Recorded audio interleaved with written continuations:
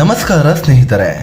DK Shivakumar ಅಧಿಕೃತ ನಿವಾಸ ಮತ್ತು ಗೃಹ ಕಚೇರಿಯನ್ನಾಗಿ ಕುಮಾರಕೃಪಾ ಬಂಗಲೆಯನ್ನ ಆಯ್ಕೆ ಮಾಡಿಕೊಂಡಿದ್ದಾರೆ.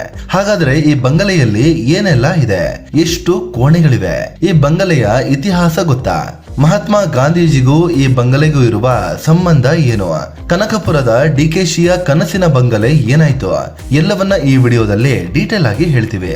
ಅದಕ್ಕೂ ಮುನ್ನ ನೀವಿನ್ನೂ ನಮ್ಮ ಚಾನಲ್ಗೆ ಸಬ್ಸ್ಕ್ರೈಬ್ ಆಗಿಲ್ಲ ಅಂದ್ರೆ ಈಗಲೇ ಆಗಿ ನಮ್ಗೆ ಸಪೋರ್ಟ್ ಮಾಡಿ. ನಿಮ್ಮ ಬೆಂಬಲ ನಮಗೆ ತುಂಬಾ ಮುಖ್ಯ. ಕುಮಾರಕೃಪಾ ಬಂಗಲೆಯಲ್ಲಿ ಡಿಕೆ ವಾಸ. ಸಾಮಾನ್ಯವಾಗಿ ರಾಜ್ಯದಲ್ಲಿ ಸಿಎಂ ಆಗಿ ಆಯ್ಕೆ ಆದವರು ಸರ್ಕಾರಿ ಬಂಗಲೆಯಲ್ಲಿ ವಾಸ ಮಾಡ್ತಾರೆ. ಈವರೆಗೆ ಕಾವೇರಿ ಅನುಗ್ರಹ ಬಂಗಲೆಗಳನ್ನ ಆಯ್ಕೆ ಮಾಡ್ಕೊಳ್ತಿದ್ರು. ಅದರಲ್ಲೂ ಸಿದ್ದರಾಮಯ್ಯ ಅಂತೂ ಕಾವೇರಿ ಬಂಗಲೆ ಬಿಟ್ಟು ಬೇರೆ ಬಂಗಲೆ ಕಡೆ ಕಣ್ಣೆತ್ತು ನೋಡ್ತಿರ್ಲಿಲ್ಲ. ಆದ್ರೆ ಡಿಕೆ ಶಿವಕುಮಾರ್ ಸ್ವಲ್ಪ ಡಿಫ್ರೆಂಟ್ ಅಂತ ಹೇಳಬಹುದು. ತಮ್ಮ ವಾಸ ಮತ್ತು ಗೃಹ ಕಚೇರಿಯಾಗಿ ಕುಮಾರಕೃಪಾ ಬಂಗಲೆಯನ್ನ ಆಯ್ಕೆ ಮಾಡ್ಕೊಂಡಿದ್ದಾರೆ. ಇದು ಹಳೆಯ ಬಂಗಲೆಯಾಗಿದ್ದು ಪ್ರಮಾಣ ವಚನಕ್ಕೂ ಮುನ್ನ ಡಿಕೆಶಿ ಭೇಟಿ ಕೊಟ್ಟಿದ್ರು. ಏನೆಲ್ಲ ಬದಲಾವಣೆ ಆಗಬೇಕು ಅನ್ನೋ ಸೂಚನೆ ಕೊಟ್ಟಿದ್ರು. ಅದರಂತೆ ಲೋಕೋಪಯೋಗಿ ಇಲಾಖೆ ಕಡೆಯಿಂದ ಸಿಎಂ ವಾಸಕ್ಕೆ ಯೋಗ್ಯವಾಗಿ ಬಂಗಲೆ ರೆಡಿ ಮಾಡಲಾಗ್ತಿದೆ. ಬಂಗಲೆಯಲ್ಲಿ ಏನೆಲ್ಲ ಬದಲಾವಣೆ ಆಗುತ್ತೆ? ಡಿಕೆ ಶಿವಕುಮಾರ್ ಸಲಹೆಯಂತೆ ವಾಸ್ತುಗೆ ಆದ್ಯತೆ ಕೊಟ್ಟು ಬಂಗಲೆಯಲ್ಲಿ ಹಲವು ಬದಲಾವಣೆಗಳನ್ನ ಮಾಡಲಾಗ್ತಿದೆ. ಪೂರ್ವ ದಿಕ್ಕಿಗೆ ಇದ್ದ ಪ್ರವೇಶ ಬಾಗಿಲನ್ನ ಉತ್ತರ ದಿಕ್ಕಿನಿಂದ ತೆಗೆಯುವ ಹಾಗೆ ಮಾಡಲಾಗ್ತಿದೆ. ರೂಮ್ ನಂಬರ್ 1ರಲ್ಲಿ ವಾಸ್ತು ಸರಿ ಇಲ್ಲ ಅಂತ ಫುಲ್ ನೆಲಸಮ ಮಾಡಿ ಹೊಸದಾಗಿ ರೆಡಿ ಮಾಡಲಾಗ್ತಿದೆ. ಸಿಎಂ ಆಪ್ತ ಜ್ಯೋತಿಷಿ ಬಿಪಿ ಆರಾಧ್ಯ ಅವರೇ ನಿಂತು ವಾಸ್ತು ಸಲಹೆಗಳನ್ನ ಕೊಡ್ತಿದ್ದಾರೆ. ಕಟ್ಟಡದಲ್ಲಿದ್ದ ದೊಡ್ಡ ಡೈನಿಂಗ್ ಹಾಲ್ ಅನ್ನ ಕಂಪ್ಲೀಟ್ ಚೇಂಜ್ ಮಾಡಿ ಅಲ್ಲಿ ಸಿಎಂಗಾಗಿ ಹೈಟೆಕ್ ಮೀಟಿಂಗ್ ಹಾಲ್ ಅನ್ನ ರೆಡಿ ಮಾಡಲಾಗ್ತಿದೆ. ಹೊಸ ಪೀಠೋಪಕರಣಗಳು, ಎಸಿಯನ್ನ ಅಳವಡಿಸಲಾಗ್ತಿದೆ. ಬಂಗಲೆಯ ಗ್ರೌಂಡ್ ಫ್ಲೋರ್ ನಲ್ಲಿ ಗೃಹ ಕಚೇರಿ ಇದ್ರೆ ಮೊದಲ ಫ್ಲೋರ್ ನಲ್ಲಿ ಡಿಕೆ ಶಿವಕುಮಾರ್ ವಾಸ ಮಾಡಲಿದ್ದಾರೆ. ಆದ್ರೆ ಇಂಥ ಪುರಾತನ ಕಟ್ಟಡದಲ್ಲಿ ಬದಲಾವಣೆ ಮಾಡೋದು ಇತಿಹಾಸಕ್ಕೆ ದ್ರೋಹ ಬಗೆದಂತೆ ಅಂತ ವಿಪಕ್ಷಗಳು ಟೀಕಿಸಿವೆ. ಕುಮಾರಕೃಪಾ ಬಂಗಲೆಯಲ್ಲಿ ಏನೆಲ್ಲ ಇದೆ? ಕುಮಾರಕೃಪಾ ಬಂಗಲೆಯನ್ನ ವಿಶಾಲವಾದ ಪ್ರದೇಶದಲ್ಲಿ ನಿರ್ಮಾಣ ಮಾಡಲಾಗಿದೆ. ಮೂಲ ಕಟ್ಟಡದಲ್ಲಿ 12 ಕೊಠಡಿಗಳಿವೆ.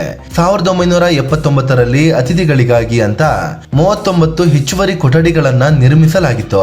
ಆದ್ರೆ ಡಿಕೆ ಶಿವಕುಮಾರ್ 12 ಕೊಠಡಿಗಳಿರುವ ಮೂಲ ಐತಿಹಾಸಿಕ ಕಟ್ಟಡದಲ್ಲೇ ಉಳಿದುಕೊಳ್ತಿದ್ದಾರೆ. ಇದರಲ್ಲಿ ದೊಡ್ಡ ಹಾಲ್ಗಳಿದ್ದು ಎಲ್ಲಾ ವ್ಯವಸ್ಥೆ ಇರುವ ಅಡುಗೆ ಮನೆ ಕೂಡ ಇದೆ. ಬಂಗಲೆಯ ಸುತ್ತ ದೊಡ್ಡ ಗಾರ್ಡನ್ ಇದೆ. ಮರದ ಬಾಗಿಲು, ಕಿಟಕಿಗಳು ತೇಗ ಮರದಿಂದ ನಿರ್ಮಿಸಲಾಗಿದೆ. ಕಲ್ಲಿನಿಂದ ಕಟ್ಟಲಾಗಿರುವ ಹೆರಿಟೇಜ್ ಶೈಲಿಯ ಕಟ್ಟಡ ಇದಾಗಿದೆ. ಸುತ್ತಲೂ ಮರಗಳಿದ್ದು ಹಚ್ಚ ಹಸಿರ ವಾತಾವರಣ ಇದೆ.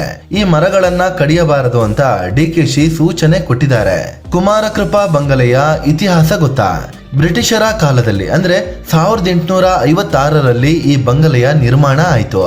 ಮೈಸೂರು ದಿವಾನರಾಗುವ ಮುನ್ನ ಶೇಷಾದ್ರಿ ಅಯ್ಯರ್ ಈ ಬಂಗಲೆ ಕಟ್ಟಿಸಿದ್ರು. ಅವರು ತಮ್ಮ ವೈಯಕ್ತಿಕ ವಾಸಕ್ಕಾಗಿ ಈ ಬಂಗಲೆಯನ್ನ ಕಟ್ಟಿಸಿಕೊಂಡಿದ್ರು.